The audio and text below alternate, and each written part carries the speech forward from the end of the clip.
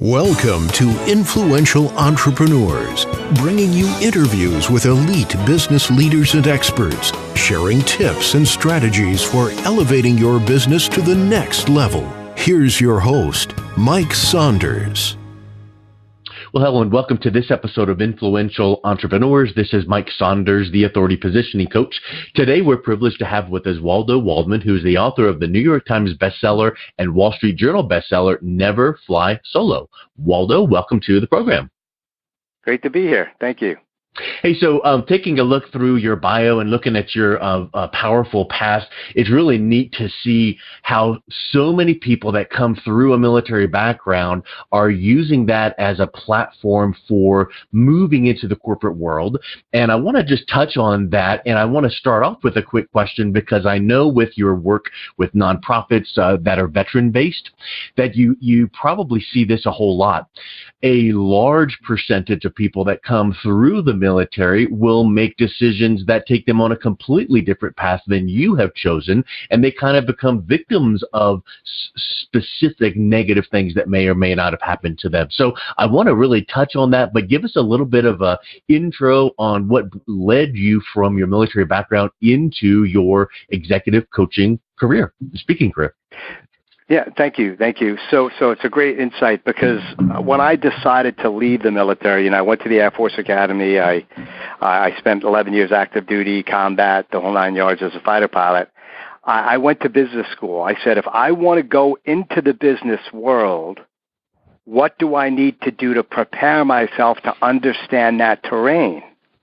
And there are many of my peers who leave the military who then translate that experience into speaking or coaching, etc. But I went into sales. I went into the business world to learn that business world, to provide more context and experience, to give me more credibility on the platform, or when I coach folks, or when I speak at national sales and leadership meetings. So I got my MBA. I was in technology sales for a while, and then after 9/11 hit, I went into mergers and acquisitions. I was a commission-only salesperson, cold calling, working with directors of tax and CFOs and companies like UPS and Panasonic, big names, making zero a month, sometimes $30,000 or $40,000 a month based on the commissions. So I love that space, Mike, and my preparation, my resilience, my ability to deal with fear, my maniacal, focus on doing the work, that gave me the seeds of professionalism that allowed me to be successful in what I'm doing right now. Yeah, and you mentioned fears, and I think that that's such an interesting concept, because I think that people feel like, one of the angles of the opposite of fear is confidence. Well, sometimes people think that having confidence is in absence of fear, but in reality, I'm sure you would agree, or maybe you've got a different twist on it too. Being confident is being confident in the face of fear. Fear is going to be there. You just need to face it, push through it. So speak a little bit about how that dichotomy happens as it relates to then that sales career, or what you work with your clients with in leadership. Yeah, and being an entrepreneur and coaching executives who are trying to step out of their comfort zone, or having, salespeople who are out there every day fighting for the sale, dealing with rejection, being on the road, asking, for the sale, whatever that is, even interviewing somebody for your company, or taking a step in technology, right? How am I going to stop doing A, B, and C to start doing D, E, and F? What do I need to turn that fear into courage, drive forward, and build a skill set necessarily that leads to the confidence? The confidence only comes as a byproduct of the courage and skills. And when you're looking at your numbers, or you're looking at your fitness, or you're looking at your increased client base, right, or reduced turnover, or whatever that is, that confidence comes as kind of a dessert, right? It's a pat on the back, and it gives you the confidence and courage to keep taking risks. So when I was a fighter pilot, obviously going to war, facing the enemy, being shot at, deployed 8-hour night combat missions in a tiny little F-16, anybody listening could anticipate, that's pretty fear-invoking. And anybody who talks about fearlessness, as soon as you put that word fearless into the context of your mind, it's unachievable, it's not human. Anybody that says they're fearless really doesn't have something, in my opinion, Mike, something that they are afraid to lose. Yeah. Once you're afraid to lose something, afraid of your dream home, afraid of losing because you're not going to be an example to your kid, afraid of losing your spouse, afraid of losing your friend, afraid of losing the customer because if you do, you won't be able to make payroll or you're going to have to eat ramen noodles for a week. That is fear-inducing, and fear is a gift. It forces you to get into the simulator, to practice and train. It forces you to prepare more and study more and ask for help more and reach out to your wingmen, those trusted partners you built relationships with, which is really a core tenet of my business. And then it gets your ass in gear and says, all right, man, I'm ready to go. I'm a little afraid, but my confidence is there because I put in the time, I studied the threat, I know the contingencies, I know my technologies and tools. It's not perfect, but I'm more confident than I had if I went and flew by the seat of my pants. And in business, or in an F-16, your winners don't fly by the seat of their pants, and wingmen never wing it. Yeah. You got to be prepared. You mentioned momentum a second ago, and I want to see what you think about maybe a thought that I've got. Does it fit? Faith leading into momentum, meaning you see this fear, you recognize it, you have some confidence, you know the path forward, but it still takes that step of faith to go, okay, I'm going to move toward it. And then that next step of faith to go, okay, I'm going to trust in my training, whatever it is, fighter pilot training or sales training, and I'm going to take that next step forward. And then at some point you start going, okay, well, I didn't get smacked down, or okay, here's this small, tiny win.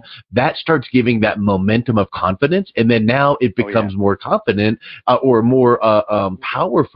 And that next step of faith is stepping out in, maybe faithful confidence, and your head is up and your shoulders are back. Do you find that kind of momentum happens with these each little tiny wins?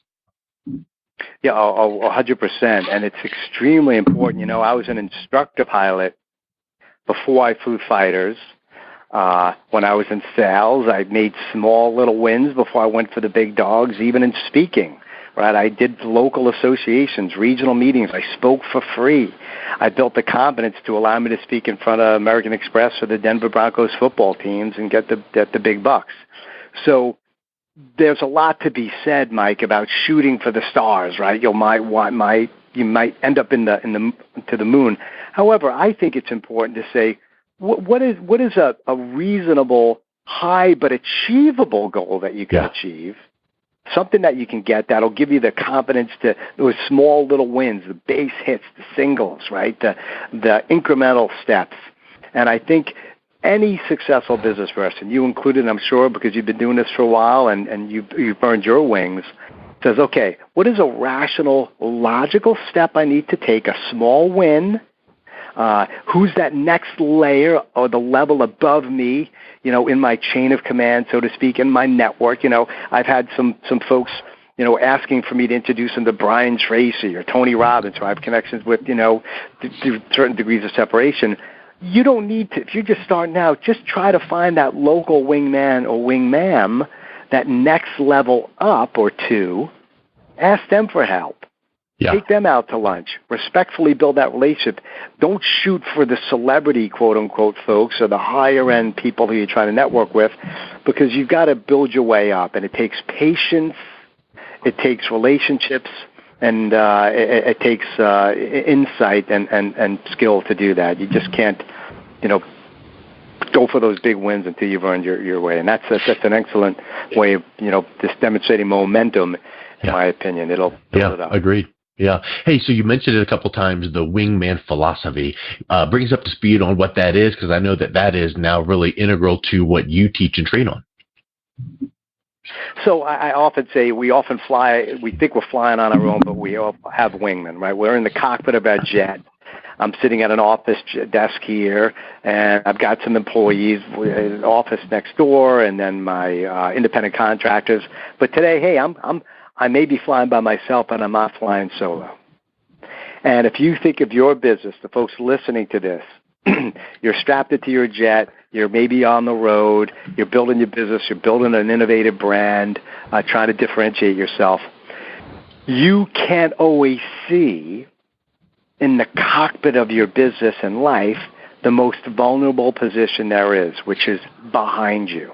Yeah. In combat, in an F-16, the enemy's coming behind you when you can't see it, the missiles, the jets trying to shoot you down. You don't even know if you're leaking fuel or on fire because you can't see behind you. But a wingman is at your left 9 o'clock or right 3 o'clock, not necessarily in your plane, and they look over their shoulder and look behind you and see what you can't see. Call out the threat, tell you to take action, give you the feedback that you may not necessarily want to hear but need to hear. Then it pushes you to take action. And so that's the wingman philosophy. And when you have those folks that you've built relationships with, you're able to take off your mask and call out to them for help, which is the wingman's call to action. And any courageous leader will know they have teammates who they can ask for help, and those people will be there for them because they have the integrity, the trust, the service mindset. They build those relationships. And essentially that's the key. And building that team of wingmen will allow you to win. So when, let's dive in a little bit deeper in that, because I love that word picture. I know it's powerful and proven, so that's a big thing. Right. But in the business world, is a wingman or wingmam, I love how you say that, wingman or wingmam, is that someone always on your exact team, or could that be someone external to the organization in kind of like a mastermind sense where there's really no benefit to them personally or professionally to give you this advice, and they're just watching your back? So from my third-party perspective of hearing your example, if this wingman is on your right side watching out for you and he tells you something that would help you out, that doesn't necessarily help him out. His only mission or her only mission is to watch out for you. So in business, I know that there's applications for this where it's like your wingman is someone in your organization watching out for you, and then you all win, and that's wonderful. But could there be an expansion of that to when you're looking to build your team of your wingmen and wingwomen team? Sometimes it could be outside of your organization, and they might just be almost kind of like a mentor relationship or a strategic alliance. 100%. So important. I have a saying, make your friends your mentors and your mentors your friends. And a mentor is somebody who has your back, a wingman in many ways. And it's not just, by the way, Mike, not just about them having your back. It's mutual support. It's I've got your back, you've got mine. I've got strengths, you have strengths. You see what I can see, and I can see what you see. So if you look at it in a corporate perspective, let's break it down to a fighter pilot. I remember once when I was a young captain, I chewed out a young enlisted crew chief whose job it was to fuel my jet. He messed up, didn't fuel it up enough. There was a lot of reasons why that happened, but I was disrespectful. And my commander made me walk the flight line the next day, not in the cushy little, air-conditioned office where I was at as an officer, but I got on that sweaty flight line in Saudi Arabia, and I walked it with these kids for a day and changed tires and inspected aircraft and looked at weapon systems and refueled jets. Never worked so hard in my life. And it taught me a lesson, and I think it teaches us a valuable lesson, and this, that you got to appreciate and understand the other men and women in your organization. Yeah. If you're in sales, know what marketing and finance does. Know the issues with IT, with cybersecurity, the things that get the internet marketing business rolling, how you convert a prospect to a sale, or what are the legal departments looking at when it comes to compliance and contracts. It will build your picture. Appreciate the macro view of your squadron of fighter pilots who are out there hitting targets and growing business. And they'll do the same for you as well. So that's an important context. But then if you look back at what you said before, Mike, yes, Show up at associations. Volunteer to be on the board. Find men and women who you can collaborate with, who you can become part of a mastermind group. You mentioned that word before. If you haven't read Napoleon Hill's Think and Grow Rich, folks, important part of your repertoire. And so seek to be with like-minded individuals who have different skill sets than you. Meet with them quarterly, either on the phone or a Zoom call. This Friday, I'm meeting with my fellow Hall of Fame speakers, some amazing guys. Dan Burris, innovation guy. Dan Thurman, the former president of the National Speakers Association. Tim Gard, Mike Rayburn, some amazing folks. We have like-minded core values that are similar, but we each bring a different skill set to the table, and we take off our masks, and we pummel each other with feedback and get to know each other, and that's the key. And it's important for you to invest your time with folks, not just in work, but outside. It'll increase the complexity and depth and bench strength of your team, especially when different problems show up in your business. I would love to peel this onion back just a teeny bit more and go deeper with finding and developing your squadron of wingmen or wing ma'ams, right? So this should be something you strive for attaining. Check, we know that. And it should be something that should be structured, because as you were describing this, I was thinking, well, do you get an agreement and you say, hey guys, here's our wingman of relationship. I'm going to watch out for you. Let's do this. And yes, you confirmed this should be, whether it's monthly or quarterly calls. And then you mentioned you've got one coming up. So what I would like to ask is, without getting personal or details or anything, but give us an idea of what would something in your wingman call this coming up Friday, what could come up? What's an example that you would go in seeking without, being selfish?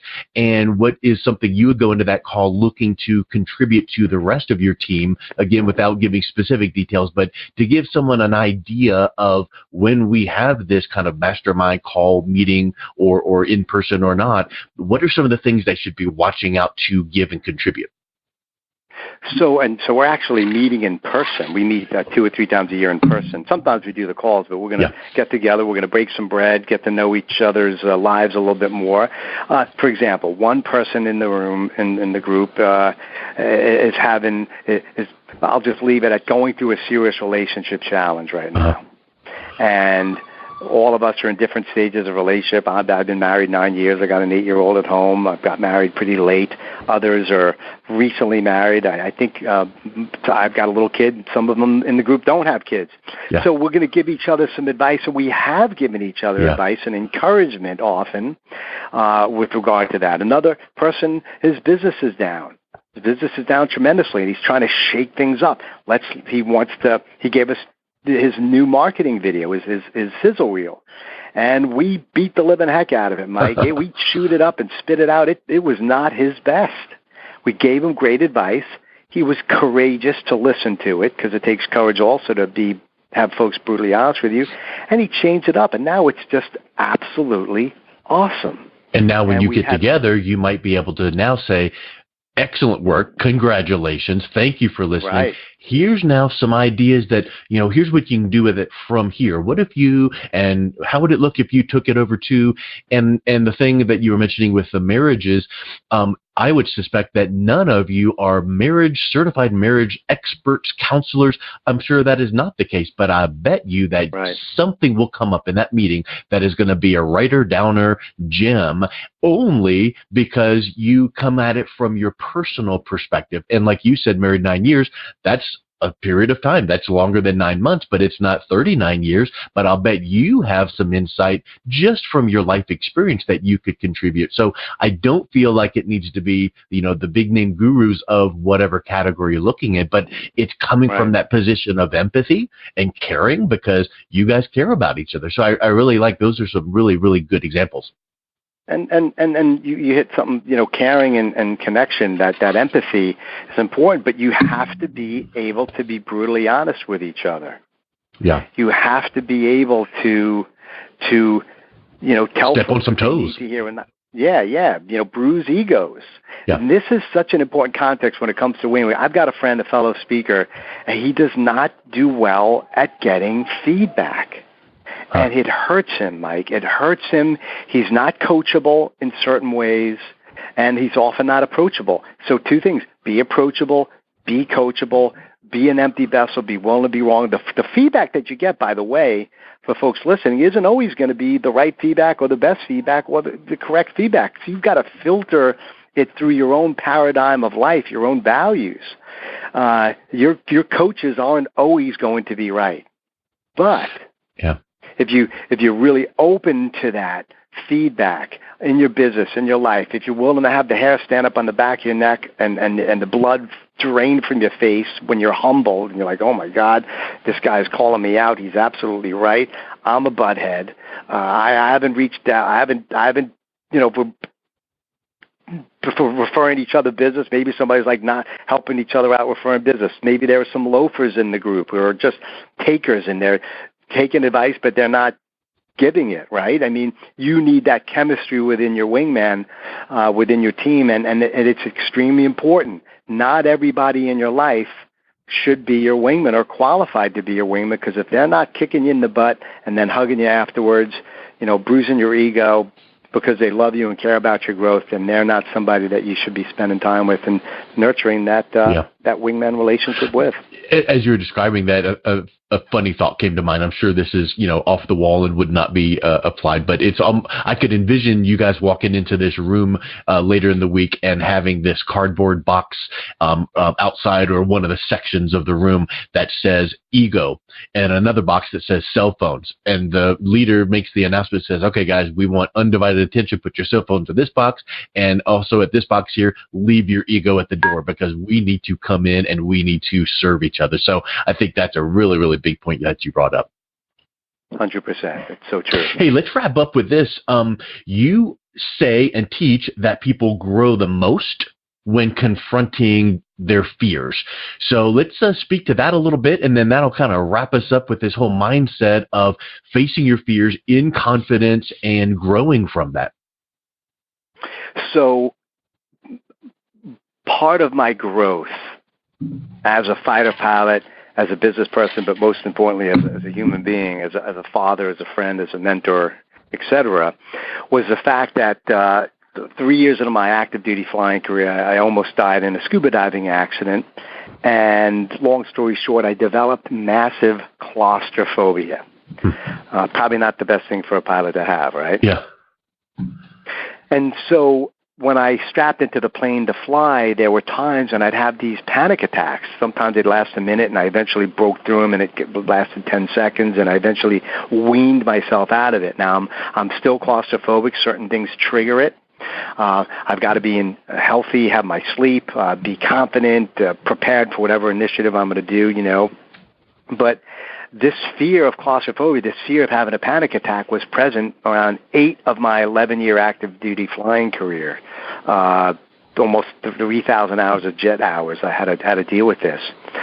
And so, long story short, I developed this as an instructor. I chose to fly an F-16 when I was given the opportunity, because as a young instructor, the way I overcame my little panic attacks is I became focused on my students, focused on teaching, service, getting out of my head. And I became such a maniacally service-focused instructor, and I became a really good instructor. I was a much better instructor pilot than I was a fighter pilot, and that's hard for an egotistical fighter pilot to say, right? And I was a good fighter pilot, but I was a great instructor. I loved teaching people. So they gave me the opportunity, Mike, because when I first started out, you do an instructor tour, and then you have to recompete for the fighter slot. And the higher ranked you are with your instructor cadre, the better your chances of getting the fighter. Long story short, I was offered to choose any plane that I wanted. I could choose a nice, roomy C-17, 4-engine, huge cargo plane, travel the world, and, in my opinion, be bored out of your mind. Or choose that F-16, Mach 2, 9Gs, weapons, sensors, 8-hour night combat missions in a tiny little single-seat cockpit, barely able to move. And I chose that F-16 because I didn't want to play it safe. I didn't want to take the easy way out like my dad used to preach to me. And I built this reservoir, this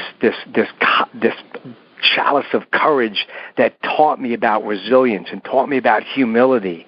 And I became a much more powerful leader because I faced my fears as a fighter pilot. I went on those 8-hour night combat missions. Most of my fear happened before I flew. Yeah. Because once I was strapped in, I was focused on my team and prepared. But I'd have these micro panic attacks at 30 seconds sometimes, and I'd breathe through them. But it built this resilience and confidence that has served me as a business person. It served me as a leader of my family, as a coach to my young child, teaching him to face his fears.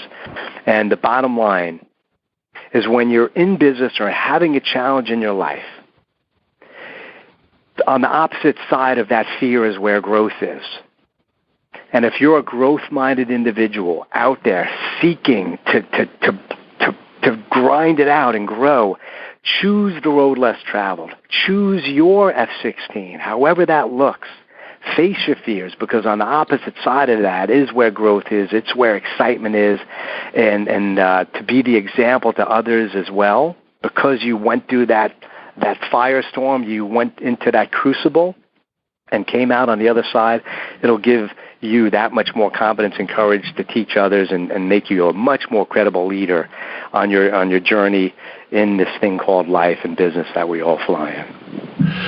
Well, Waldo, I just can't thank you enough for coming on. It's so exciting hearing about your experiences and how you've integrated them into personal and business life. So thank you. And what's the best way that people can reach out, pick up a copy of your book, Never Fly Solo, and learn more about maybe some of your keynote speaking opportunities or your leadership and executive coaching? So I appreciate that, Mike. So my website's yourwingman.com, yourwingman.com, or just Google Waldo Waldman.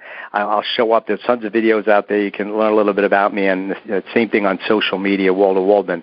But I'd also like to give everybody who's listening a free gift to my New York Times best-selling audiobook. It was published by McGraw-Hill. It's $20 on Audible. But I'm giving it to your folks for free. If they want to go to, or if you listening, if you want to go to yourwingman.com/NFS, like Never Fly Solo, yourwingman.com/NFS. Put your name and email address in. I'll send you the book. You'll get connected with me. There's social media links there, and you can share it with your team, your kids, your compadres, and your wingmen. And I'd love to hear your feedback and get to know folks if and when the time is right. Thank you, Waldo. That is so wonderful. Thanks for that gift. You got it, brother. You've been listening to Influential Entrepreneurs with Mike Saunders. To learn more about the resources mentioned on today's show or listen to past episodes, visit www.influentialentrepreneurssradio.com.